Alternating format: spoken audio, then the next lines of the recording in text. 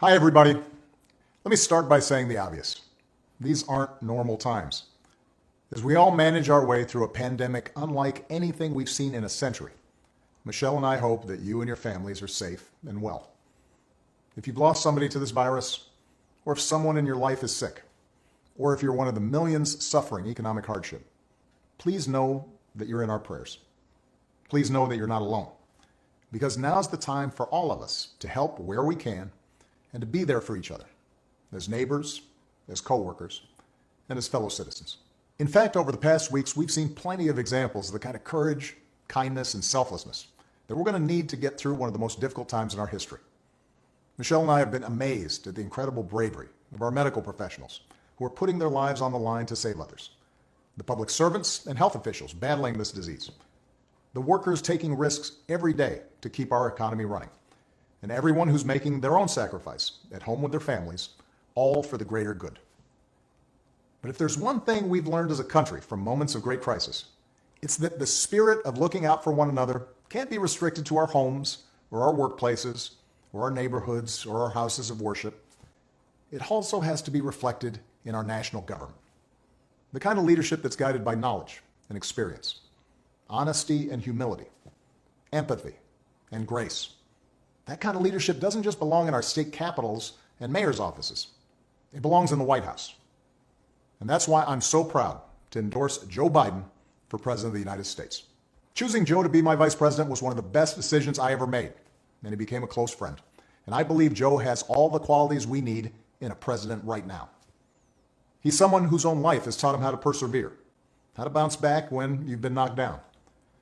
When Joe talks with parents who've lost their jobs, we hear the son of a man who once knew the pain of having to tell his children that he'd lost his. When Joe talks about opportunity for our kids, we hear the young father who took the train home each night so he could tuck his children into bed. And we hear the influence of Jill, a lifelong teacher. When Joe talks to families who've lost a hero, we hear another parent of an American veteran, a kindred spirit, somebody whose faith has endured the hardest loss there is. That's Joe. Through all his trials, he's never once forgotten the values or the moral fiber that his parents passed on to him and that made him who he is. That's what steels his faith in God, in America, and in all of us. That steel made him an incredible partner when I needed one the most. Joe was there as we rebuilt from the Great Recession and rescued the American auto industry. He was the one asking what every policy would do for the middle class, and everyone's striving to get into the middle class. That's why I asked him to implement the Recovery Act, which saved millions of jobs and got people back on their feet. Because Joe gets stuff done. Joe helped me manage H1N1 and prevent the Ebola epidemic from becoming the type of pandemic we're seeing now. He helped me restore America's standing and leadership in the world on the other threats of our time, like nuclear proliferation and climate change. Joe has the character and the experience to guide us through one of our darkest times and heal us through a long recovery. And I know he'll surround himself with good people. Experts, scientists, military officials who actually know how to run the government and care about doing a good job running the government and know how to work with our allies and who will always put the American people's interests above their own. Now, Joe will be a better candidate for having run the gauntlet of primaries and caucuses alongside one of the most impressive Democratic fields ever. Each of our candidates were talented and decent, with a track record of accomplishment, smart ideas, and serious visions for the future.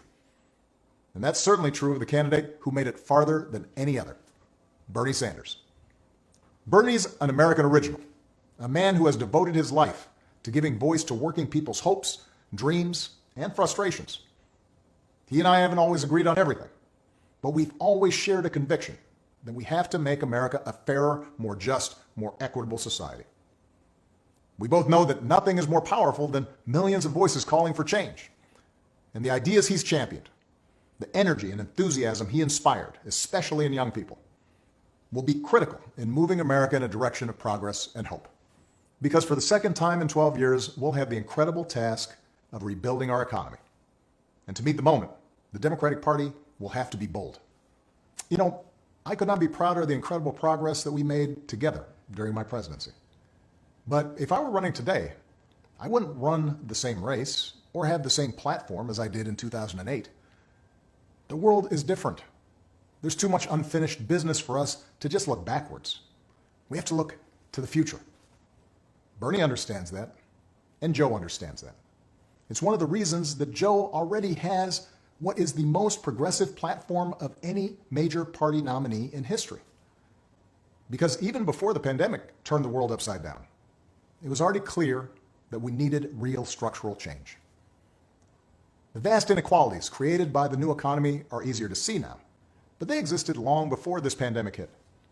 Health professionals, teachers, delivery drivers, grocery clerks, cleaners, the people who truly make our economy run, they've always been essential.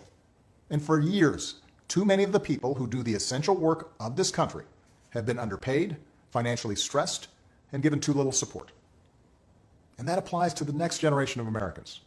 Young people graduating into unprecedented unemployment. They're going to need economic policies that give them faith in the future and give them relief from crushing student loan debt.